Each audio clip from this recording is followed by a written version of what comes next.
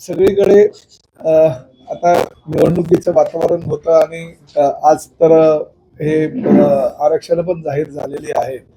त्यामुळे आता महापौर निवडीचा मार्ग आठवड्यामध्ये मोकळा होईल. शक्यतो ह्याच महिन्याच्या अखेरीस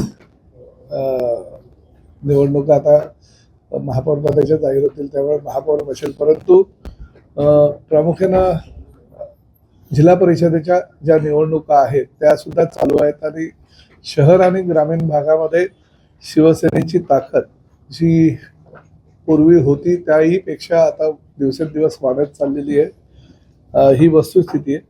ठीक आहे, मीरा भाईंदर शहरामध्ये काही अपवाद घडला, परंतु शेवटी शिवसेनेचं कार्य आणि शिवसेना प्रमुख आदरणीय बाळासाहेब यांचे विचार सर्वसामान्य जनतेपर्यंत पोहोचावे यासाठी पक्षाच्या वतीनं पूर्ण राज्यभर आणि प्रामुख्यानं त्यातही ह्या मीरा भाईंदर शहराचा आमदार आणि संपर्क प्रमुख म्हणून आदरणीय शिवसेना प्रमुख बाळासाहेब ठाकरे जन्मशताब्दी वर्ष जे आहे त्या माध्यमातून पुढील 1 महिन्यामध्ये विविध कार्यक्रम राबवतोय.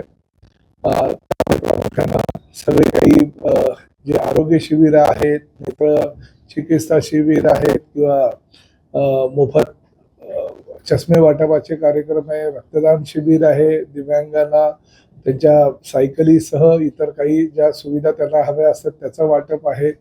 शहरामध्ये वेगवेगळे उपक्रम राबवण्याचा निर्णय 23 जानेवारी ते 23 फेब्रुवारी ह्या जन्मशताब्दी वर्षामध्ये आम्ही 1 महिना मीरा भाईंदर शहरामध्ये करणार आहोत.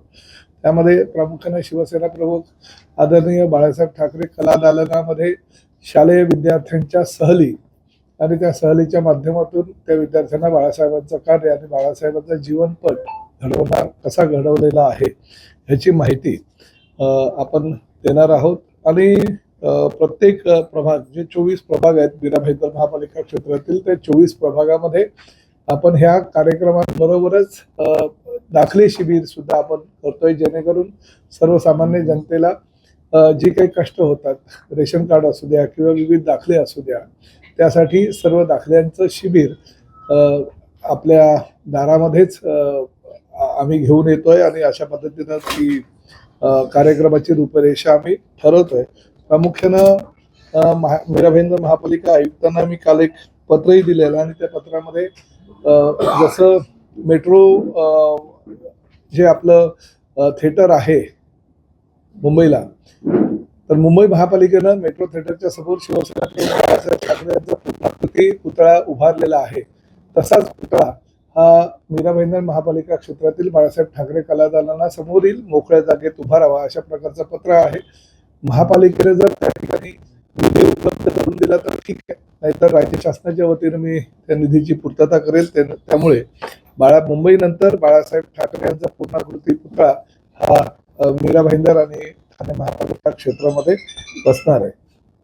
त्यामुळे हा पुढील महिना शिवसेनेच्या कार्यकर्त्यांच्या दृष्टीनं फार महत्त्वाचा आहे. आम्ही प्रत्येक प्रभागामध्ये ठिकठिकाणी हे उपक्रम राबवणार असल्या कारणानं सर्वसामान्य जनतेने त्याचा लाभ घ्यावा असं आवाहन आपल्या माध्यमातून मी करतोय.